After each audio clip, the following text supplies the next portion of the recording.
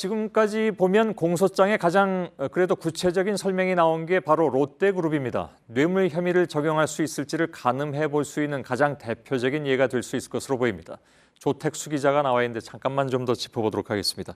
미르재단도 그렇고 K스포츠재단도 그렇고 모두 사실상 최순실 씨가 운영했다고 하는데 롯데그룹에 75억 원을 요구한 것도 일단은 최 씨입니까? 네, 시작은 최순실 씨였습니다. 지난 2월쯤인데 최 씨가 K스포츠재단을 통해서 경기도 하남 등 전국 5대 거점 지역에 체육시설을 짓고 그 관리를 자신의 개인 회사인 더 블루케이가 만든 사업안을 만들었습니다. 예. 그리고 이거를 정호성 전 비서관을 통해서 이 박근혜 대통령에게 전달을 했는데요. 이 공소장을 보면 돈을 직접 요구한 건 박근혜 대통령입니다. 지난 3월 10일에 안종범 전 수석에게 신동빈 회장과 독대를 할 수 있게 조치하라 이렇게 지시를 했는데 이 날짜까지 3월 14일로 정해줬습니다. 예.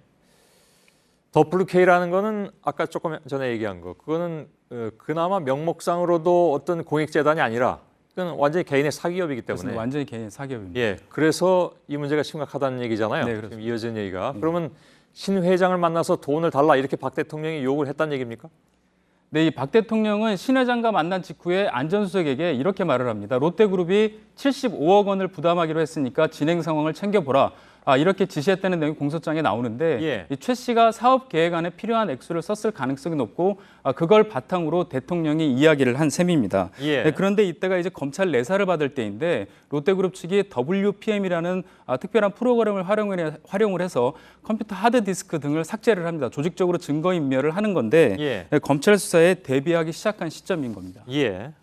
그만큼 롯데로서는 뭔가 약한 부분이 있었다. 그런 얘기가 되잖아요. 근데 돈을 내기로 대통령과 얘기를 하고 증거인멸을 했다는 얘기가 되는데 그 이후에 돈을 돌려받았지 않습니까?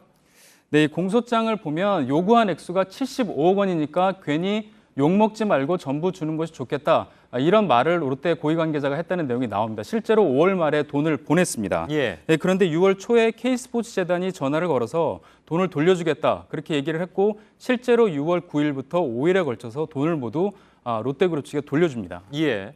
그 과정은 정리가 되는데 물론 다른 혐의들도 있지만 이 사안을 두고 뇌물 혐의를 적용해야 한다. 돌려줬어도 그것은 그 죄가 성립된다. 이런 지적이 나왔죠. 그렇습니다. 네, 중요한 거는 이게 시점의 문제인데요. 검찰은 이미 2월부터 신영자 롯데 장학재단 이사장의 면세점 입장과 관련된 내사 그리고 이와 별도로 롯데그룹 비자금에 대한 내사를 벌이고 있었습니다. 예.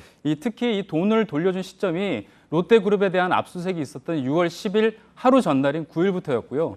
또 롯데에 돈을 달라고 접촉한 것도 최순실 씨의 개인 회사인 더 블루케이 측 관계자들이라는 점도 주목을 해야 할 것 같습니다. 예, 조금 전에 말씀을 드렸지만 더 블루케이는 최순실 씨가 그야말로 개인 돈벌이를 위해서 만든 회사라는 게 이미 확인이 된 상태인데 그럼 결국 이제 대통령이 최순실 씨의 회사를 개인 회사를 돕는 일을 했다는 얘기가 되는 거잖아요.